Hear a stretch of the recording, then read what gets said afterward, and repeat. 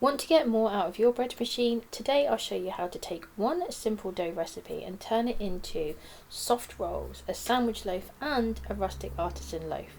Hi, I'm Tracy, mum to 5 girls and passionate about simple natural living. From homeschooling and cooking our food from scratch, starting to grow our own, to chemical-free cleaning and natural beauty. Join me on this journey, and if you enjoyed this video, please do like and subscribe. This is my go-to recipe because it is so simple, reliable and incredibly versatile. We're starting off with 500 grams of bread flour. I personally use Allison's. I've tried many different types in the past and this one always makes the perfect loaf. I make a little well before adding 1 teaspoon of dried yeast. This is equivalent to around about 7 grams if you are weighing it. You'll also want to add in 1 teaspoon of salt. Now here's one of the best tips that I've learned about bread making, whether by hand or in a machine, and that's to ensure that your salt does not touch your yeast. It's not that the salt kills the yeast, which you may have heard, but rather that the salt can slow down or inhibit the yeast activity, potentially leading to a less successful rise. Next, you want to add 300 millilitres or 300 grams of water. Now, water temperature is another area of bread development that can make or break your loaf. There is a lot of contradicting information on the internet, so I'm just going to share with you what I learnt from Chef Jazzy from the Devon School of Cookery. She shared that many people use a water temperature that is too high and it hinders the rising process. So she's recommended a water temperature of between 26 to 32 degrees Celsius, which is 78.8 to 89.86 degrees Fahrenheit. Now I'm also adding between 25 and 30 grams of butter into this recipe. You can omit this if you want, but one of my daughters swears that she can tell the difference and always complains if I don't add it. Now you're ready just to pop this into your machine on the dough setting. Tip your dough onto your work surface, and you can then do this one of two ways. You can either weigh the entire dough, then split it and divide it into equal 10 or 12 rolls depending on how many you want, or you can just divide it without any scales, or you can do what I'm doing here, which is I know that for our family roughly around about 70 grams is the perfect size for the rolls that we have. So when it comes to shaping the rolls, you can see that I'm holding the dough into my hand and then I am tucking the edges behind to the center, and then we want to, almost like in a cup motion, from 9 o'clock to 3 o'clock if you're thinking about a clock, you want to maneuver that dough around while pushing in the other side to then create this round shape. So again, I'm taking my dough, placing it in my hand, and then I am tucking it into the middle from behind. So you're going from the front, underneath, and tucking it into the middle, and then popping it back onto the work surface, and then you're kind of tucking in the bottoms of that from a 9 o'clock to 3 o'clock movement. And it takes a little bit of getting used to, but it's actually really quite easy once you've mastered how, and I'll give you a close-up of that as well. Another tip you might find really useful is just to wet the tip of your finger so that the dough doesn't stick. And here you can see that I'm taking the dough from the front and I'm tucking it, pulling it and tucking it behind into the center. I've got my middle, my index finger holding the dough, taking it from the front, pulling it and tucking it in, pulling it and tucking it in until I've got a nice smooth surface on the top. And now I transfer it to the work surface and I'm tucking my fingers into the bottom and moving it around from a 9 o'clock to 3 o'clock position until the top is nice and taut, and that would just really hold that roll shape in place as it is rising, and then later on we bake it. Once you transferred all of your rolls onto your baking sheet, we really want to give this time to rise for probably anywhere between half an hour to a few hours, really dependent upon the temperature of the area where you have them. Now I'm using some cling film which I will oil to stop any of that dough sticking to it, but you could also use a damp tea towel, whatever is your particular preference. As we're prepping these rolls for their final rise, it's a really good time for me to talk about flour, because not all flour is born equal, my friends. Oh no. Bread flour is superior to all-purpose or plain flour when making bread because it is higher in protein. Now, bread flour typically contains 12 to 14% protein, while your all-purpose flour, for all of my American and Canadian friends, or plain flour for us Brits is around 10 to 12%. Now I also mill my own flour, and the flour that I have is 14%. Now there are so many benefits to milling your own grain, and I waited so long to be able to get my own grain mill. I have covered that in another video, so I will link that in the cards, and I'll also link that in the description.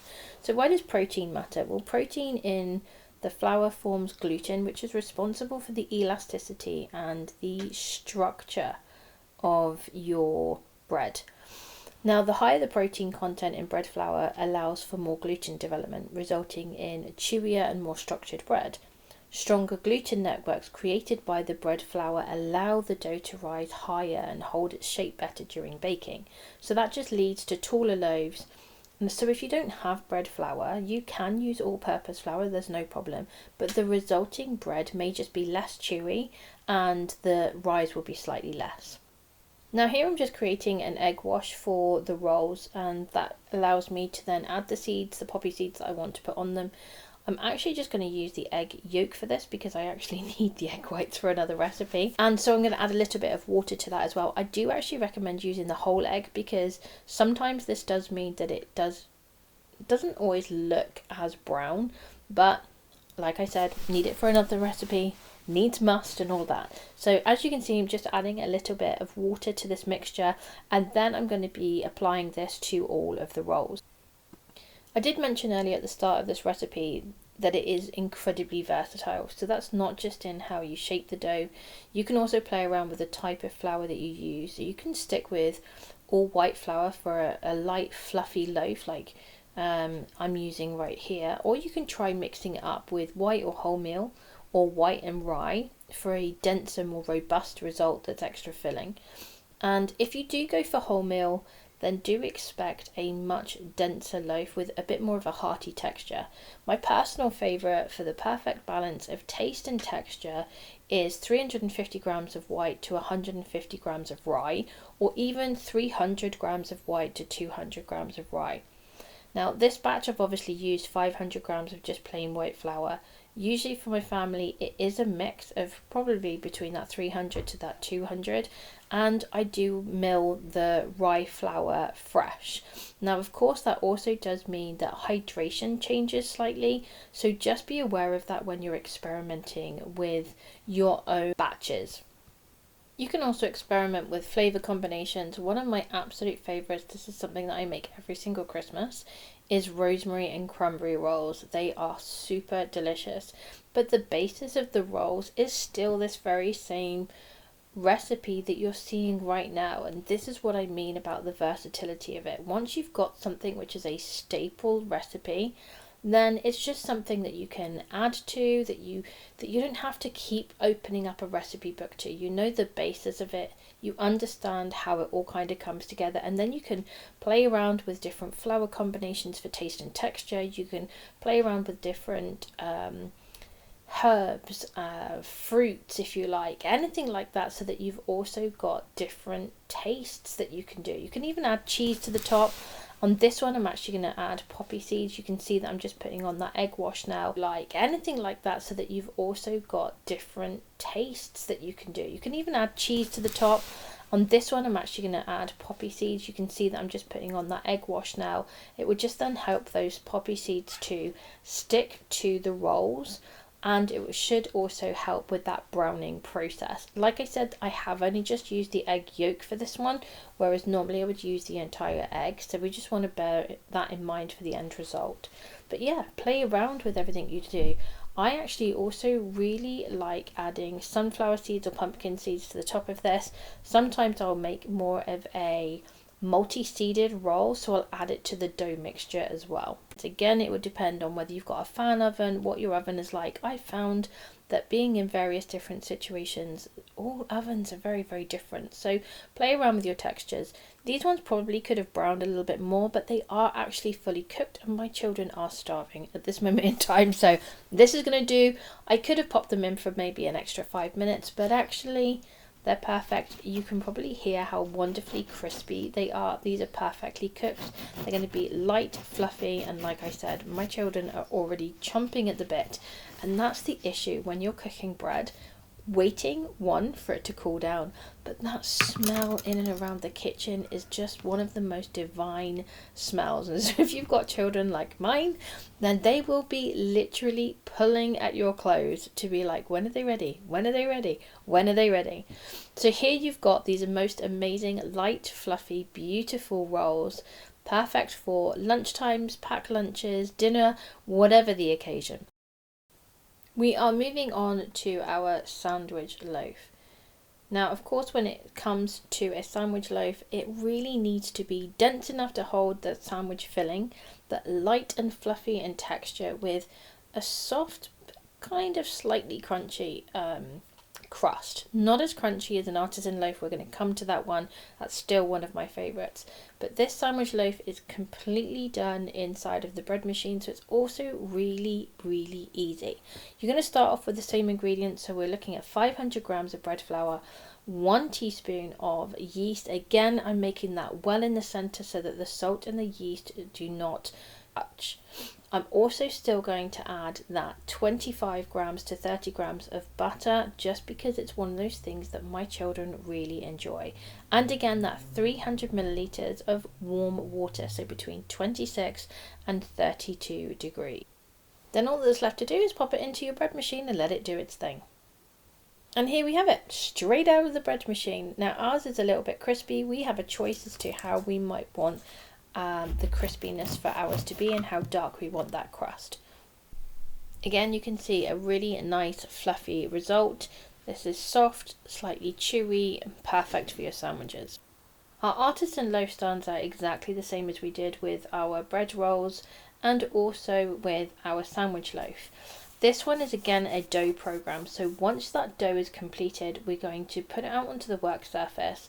I do add flour to this one and then make it into a rectangle, just pushing it out with my fingers.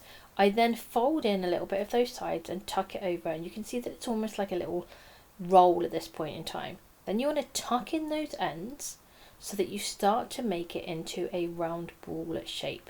And again, this is similar to those soft rolls that we made. We're going from a 9 to 3 position, but this time we're using pretty much everything from our wrist all the way through to our fingers, and this will help to create that nice taut top.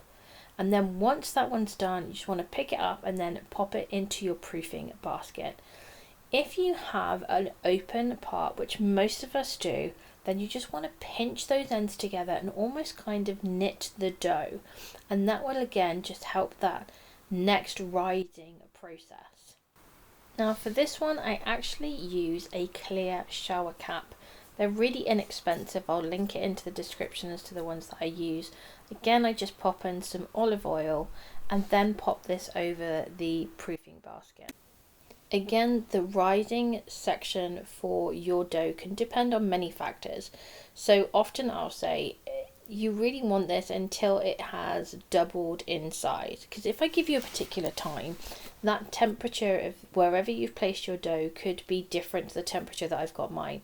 And so really understanding what the dough should look like is probably one of the best things that you can really understand about bread making, and that will make a big difference. And don't be afraid to experiment.